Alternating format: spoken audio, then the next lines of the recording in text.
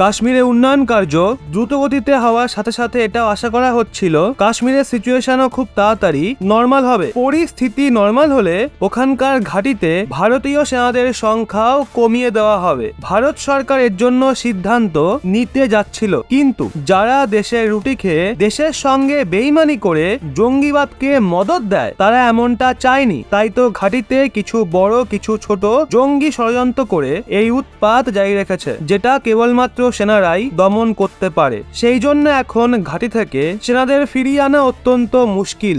জম্মুর কিছু এলাকা থেকে সেনাদের ফিরিয়ে আনা যোজনাকে আপাতত রদ করা হয়েছে। সীমার নিকটে করা জঙ্গি হামলার মধ্য নজর সরকার এই যোজনাকে অনিশ্চিতকালের জন্য পিছিয়ে দিয়েছে। শ্রীনগরে আধিকারিকরা জানায় সরকার জম্মুর কিছু এলাকায় সেনার জঙ্গিবাদ বিরোধী ফোর্স, রাষ্ট্রীয় রাইফেল জওয়ানদের উপস্থিতি কমাতে এবং সুরক্ষা ব্যবস্থা জম্মু কাশ্মীর পুলিশ ও আধা সেনাবাহিনীর ওপর সঁপে দেওয়া যোজনা বানিয়েছিল। কিন্তু এখন এমনটা আর হতে দেখা সম্ভব নয়। জম্মু সেক্টরে সেনার 3টে জঙ্গিবাদ বিরোধী ফোর্স অর্থাৎ সিআইএফ রয়েছে, যেখানে ডেল্টা ফোর্স, রোমিও ফোর্স ও ইউনিফর্ম ফোর্স সামিল রয়েছে। ডেল্টা ফোর্স ডোডা সেক্টর ও ইউনিফর্ম ফোর্স উধমপুর ও বানিহাল সেক্টরে সুরক্ষার দায়িত্ব সামলায়। আধিকারিকদের মতে সেনা কিছু কার্য জম্মুর পীর পাঞ্জাল পর্বত শৃঙ্গের দক্ষিণ প্রান্তে সুরক্ষা ও আইন ব্যবস্থার দায়িত্ব ধীরে ধীরে স্থানীয় পুলিশ ও আধা সেনাবাহিনীকে সঁপে দেওয়া যোজনা বানিয়েছিল। যদিও সিচুয়েশনকে মাথায় রেখে বিশেষত